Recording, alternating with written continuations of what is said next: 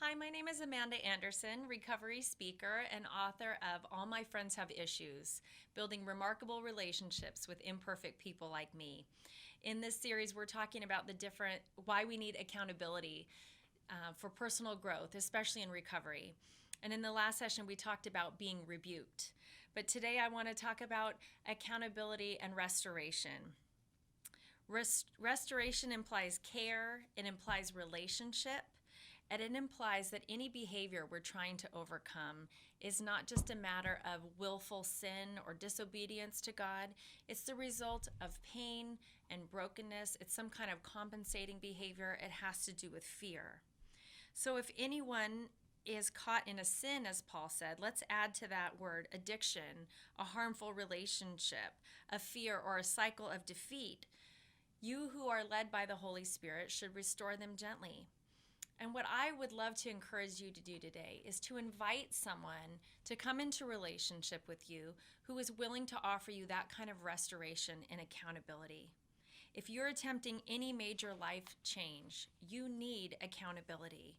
If you're attempting to reach any kind of goal, you need accountability in community. Whether it's eating healthy, starting a new exercise routine, creating better boundaries in your relationships, which you should never try to do alone, or working toward forgiveness of someone that you really need to forgive, or breaking an addiction.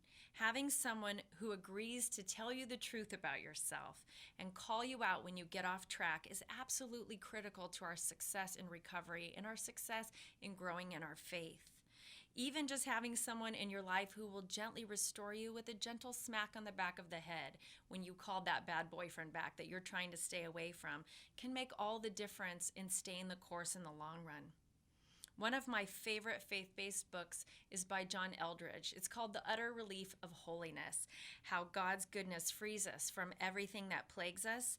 And in this book, John calls us out. He says, what are you currently repenting of? And if you can't answer that question, how can you be serious about holiness? And in my book on creating meaningful, satisfying relationships, I want to ask you a similar question. If you aren't asking someone for accountability in your life, how can you be serious about personal growth, healing, and recovery? The accountability that works best is the accountability that you invite into your life, that you ask for. So find a sponsor, see a tough, loving therapist, or get real with a friend who will spur you on towards love and good deeds. And when they need help in the future, you can restore them as well. With questions, call 1-800-NEW-LIFE.